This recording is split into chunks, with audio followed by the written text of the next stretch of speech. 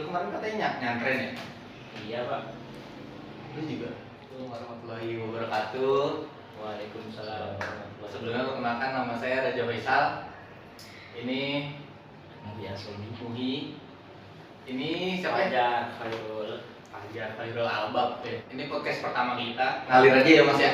Bincang asing. Iya, jadi sebelumnya background kita dulu nih. Saya dulu waktu SMP, SMA tuh pesantren. Sama kan ya? Sama. Dulu pesantren di mana? Dulu pesantren di Al-Fatah Lampung. Apa Lampung di mana tuh? Iya, di Natar, di Muajir. Nggak tahu, maaf ya. Masih pesantren di mana? Dulu saya di Sufa Hizbullah Raden di Demak. Berarti masih keluarga sama Al-Fatah pesantrennya? Masih ada keluarga sama pesantren Al-Fatah. Oh, ada pesantren Al-Fatah juga? Iya. Jadi saya doang ya? Saya doang berarti yang pesantren Nurul Al-Islami di Banyu Suci, Karulian Bogor. Itu pimpinannya Ki Haji Helmi, dia lulusan Gontor ya. Pesantrennya 6 tahun. Pertamanya tuh masuk karena waktu SD nggak bisa ngaji saya. Waktu SD nggak bisa ngaji, gue udah ngaji di musola, kabur. Terus abis itu dipanggil guru ngaji, sayanya main bola. Jadi akhirnya udahlah, ngapain sih ngaji-ngaji, udahlah santren aja tuh, sono pesantrenin. Santren. Tapi akhirnya seneng juga di pesantren. Pas ditinggalin nggak ada tuh nangis-nangis kayak anak pesantren. Kan banyak tuh pesantren yang ditinggalin. Iya nih awal-awalnya ada drama sedikit antara ibu dan anak biasanya. Karena kasih sayang terbesar itu datang daripada ibu kan. Jadi anak itu merasa sedih lah ditinggal ibunya, apalagi ditinggal di pesantren. Walaupun memang sebenarnya banyak teman-temannya, cuman kan memang kalau dari pertama datang, nah itu apa ya, sedihnya. Kalau Mas masuk pesantren kenapa tuh? Ya, dulu saya masuk pesantren tuh lulus SD. Jadi karena memang orang tua tuh pengen anak-anaknya jadi ustadz atau ustazah gitu. Jadi pengen berdakwah lah gitu.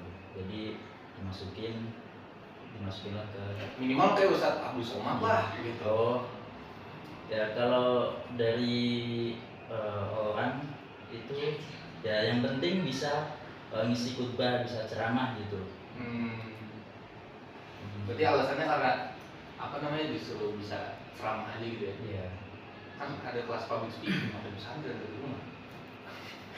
Nggak bercanda maksudnya. Bercanda. Kalau Mas Fajar kenapa tuh? Alasan pesantren mungkin karena memang itu sekolah yang paling dekat. Nah, karena satu kampung juga, jadi mau nggak mau ya masuk sekolah pesantren akhirnya. Tetapi bedanya dari saya dengan santri-santri yang lain, kalau saya kan kampung di pesantren itu Pak, jadi berarti pesantren sama kampung tuh nyatu. Ya. Oh gitu. Karena sistemnya itu pesantren masyarakat gitu Pak. Jadi antara sekolah itu dan penduduk sekitar masyarakat itu nyatu. Jadi nah kalau santri-santri lain kan mereka menetapnya di asrama Pak. Jadi kalau saya pulangnya ke rumah. Berarti pesantrennya jalur kepleset ya? Ya iya. Kepleset nyampe gitu Iya. Kesan betah 6 tahun ya? Iya. Saya kebetulan rumah jauh dari pesantren. Jadi dulu rumah di sekitar pesantren di Uliang. Nah, lumayan lah, sekitar 60 kilo kali, ada macet IPB apa segala macam gitu kan. Jauh lah pokoknya dari rumah. Jadi sengaja dikasih yang jauh biar nggak bisa kabur. Pasti ya SMP kabur kan nggak mungkin ya? Iya. Tuh. Kalau Mas jauh dari rumah apa dekat? Kalau saya mana emang asli lahir di Demak. Jadi masih satu kabupaten, satu kota. Tapi Tapi jarak 1 jam dari Lumayan ya, lumayan ya. Iya, lumayan. Nah, selama di pesantren tuh, tadi kan kita udah jelasin kenapa kita apa namanya masuk pesantren kan. Selama di pesantren, hal-hal apa sih yang paling membekas gitu? Kalau saya jujur pas pesantren, yang paling membekas itu energi anak pesantren itu kuat banget. Nah, iya. Bener. Itu dulu waktu pertama masuk, kita tuh subuh-subuh disuruh ngapalin, kalau kalian tahu mufrodat itu kosakata pakai bahasa Arab, Inggris sama Indonesia ya. Jadi misalnya habis subuh, biar kita nggak ngantuk, jadi habis subuh tuh agendanya misalnya saya dulu hafalan setoran Februari, habis itu ngaji subuh. Nah sebelum itu biar nggak ngantuk, pas ngaji subuhnya kita teriak-teriak tuh, ada tuh kita bati gitu. Stationery bahasa Indonesia alat tulis, nah gitu. Iya, Itu iya. setiap hari diulang terus dan gimana ya, yang biasanya biasanya saya mohon maaf nih, waktu subuh saya jam 6, setengah 6 gitu kan, ini dari tahajud sampai pagi itu benar-benar harus melek yang wah gitu. Melek gitu. Iya, makanya semangat anak santri itu Luar biasa. jangan diragukan lah Iya. ya. Luar biasa banget. Itu yang paling membekas di awal-awal saya pesantren itu. Walaupun tadinya nggak bisa tadi, jadi terus menerus jadi bisa gitu Pak. Iya itu benar-benar. Kalau kalian gimana? Ada yang paling membekas gitu? Kalau saya, karena saya tinggalnya di luar lingkungan pesantren ya, jadi apa ya, berangkat sekolah itu sering telat Pak. Sering telat deh. Aduh. Karena kan sekolah itu ya kayak sekolah umum lah, kayak sekolah negeri gitu, ada pagarnya. Jadi kalau udah memang jam-jam tertentu udah masuk, itu dikunci Pak. Jadi kita itu ada kan kelas yang belakang itu langsung tembus ke lapangan kacanya. Jadi melihat nyidik dulu dari kaca. Kalau masih memang warasim, baris lah, bahasa Indonesia lagi baris upacara gitu kan. Kita tunggu dulu tuh di belakang sampai udah mau selesai baru kita jalan. Begitu udah selesai kan pada bubar. Nah ada yang keluar, nah itu kita nyelip di bar itu. Paling kerumunan orang itu, baru kita masuk gitu. Yang paling berkesannya menyelinap ya. Iya, menyelinap Pak. Menyelinap ya. Oh gitu. Berarti Anda anaknya tidak mau imposter sama sekali ya? Oh, Siapa nih? sepertinya. Kalau Mas Umi gimana? Kalau saya yang berkesan tuh kebersamaan antara santri-santri yang lain. Iya. Karena kalau di pesantren tuh semuanya serba bareng-bareng, dari makan, terus main sama ngaji, sampai berbuat nakal juga. Kita juga bareng-bareng. Apa? Contoh dong, contoh. Nakalnya apa tuh? Apa ya? Tahu. Pas malam-malam kita sering keluar.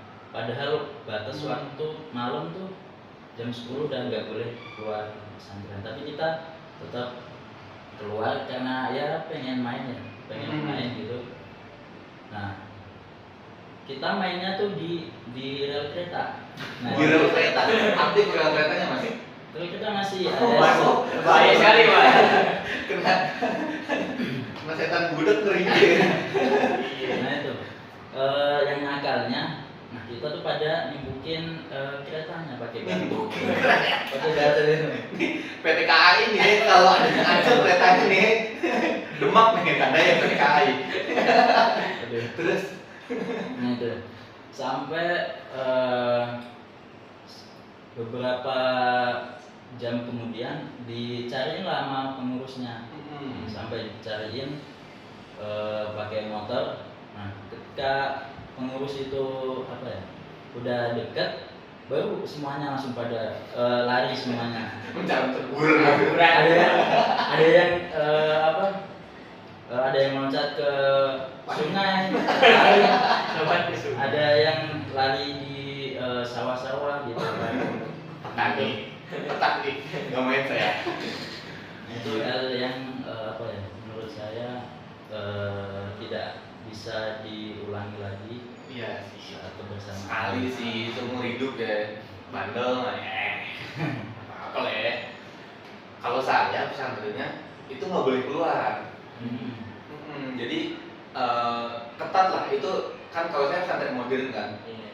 jadi udah ada sistemnya. Kalau mau izin tuh tanda tangan wali kelas, tanda tangan berlin keamanan, minta surat izin lagi baru boleh keluar. Alasannya pun harus jelas kalau saya tuh. Saya salah satu orang yang dia pernah izin tapi keluar terus. Waduh. Maaf setia, maaf ya kalau nonton. Iya, jadi saya itu di pesantren nggak boleh izin tuh tergantung wali kelas. Kalau wali kelasnya gampang ngasih izin ya izin aja, dan dikasih waktu Sabtu Minggu. Kalau Jumat itu dipakai santriwati, karena santriwati sama pesantrennya tuh nyatu, cuman di di satu tempat, cuman dibatasin pagar gitu loh. Sekat ya. Iya, dibatasin pagar tinggi lah, biar putra putrinya bisa gitu. Mungkin pesantren. saya bakal cerita kalau di sana kan istilahnya ribat. Kalau di saya itu istilahnya bulis. Bulis itu polisi malam. Jadi polisi lah, bulis.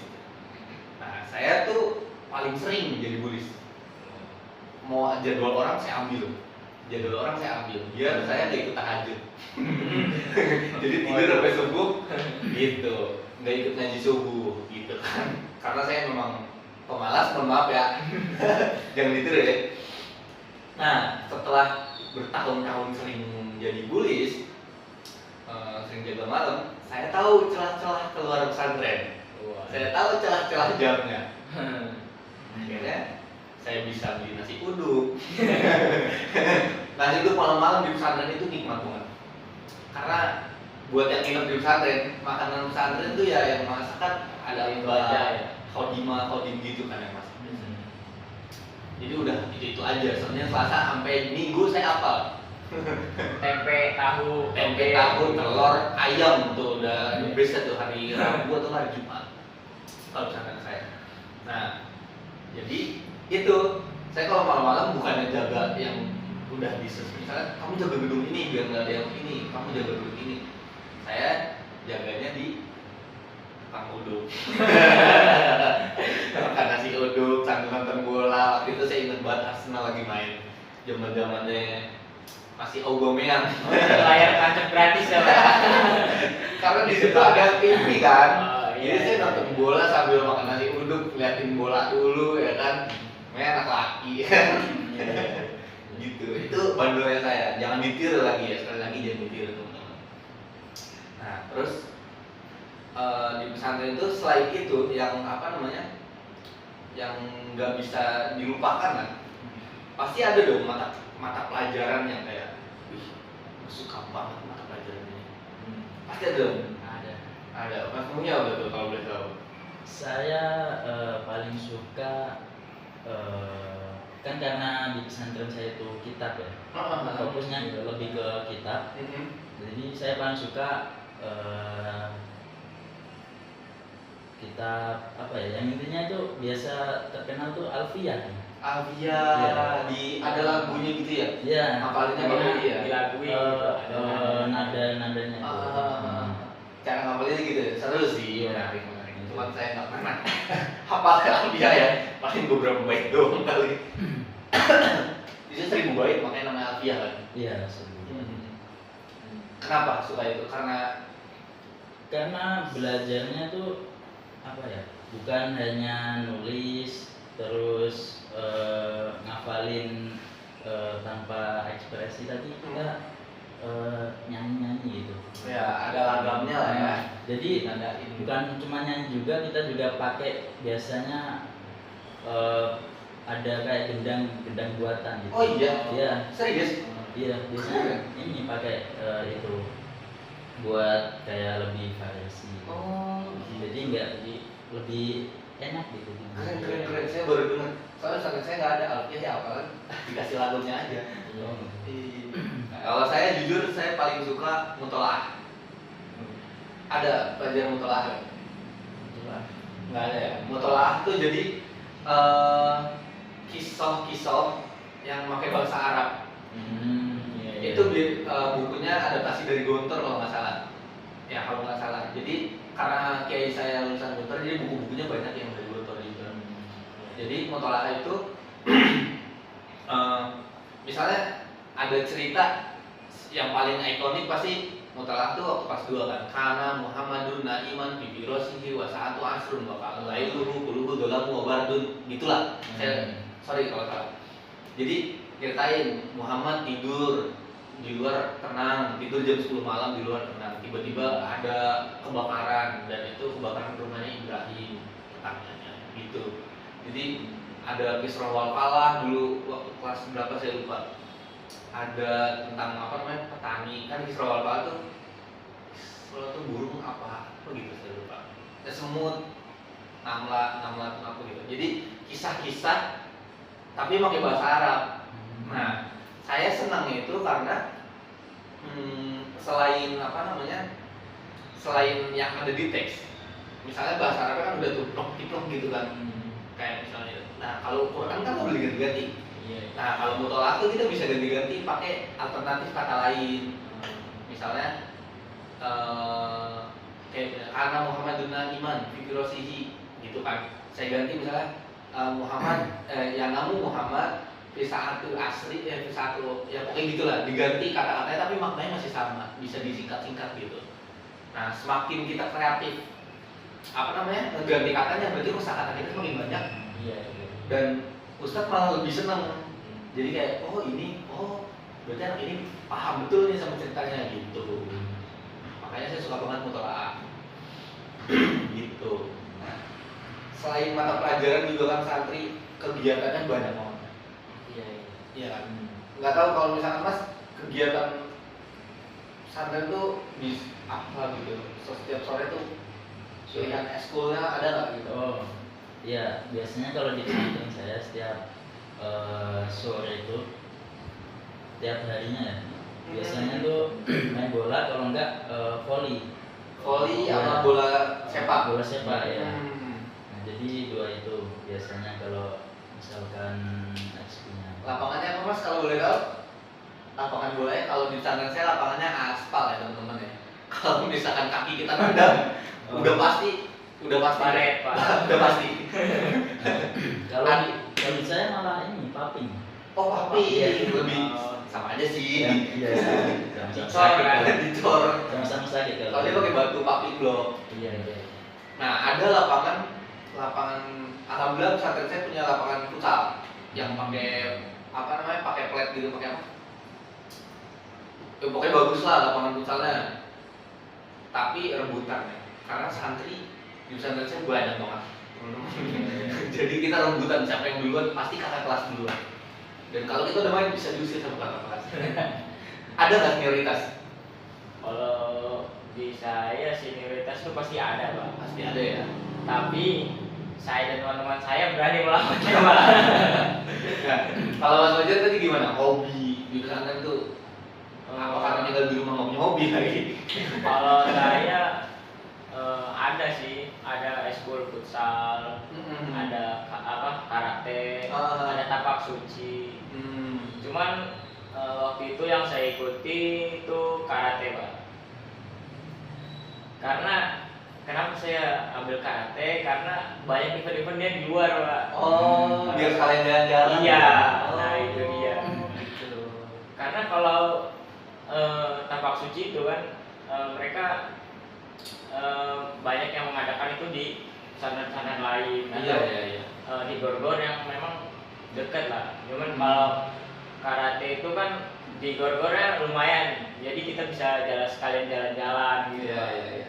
Suasana baru ya Mas ya. Iya.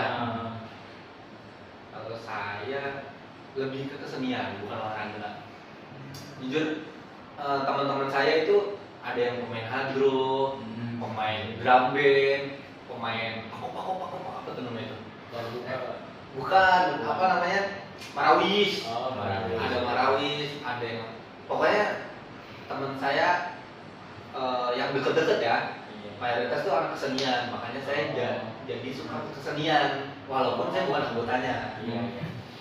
Jadi saya masuk, ajarin gue dong ngatur gini, oh ini ketukannya gini, tak tak tak tak, diajarin, oke kita belajar langsung alatnya. Gitu.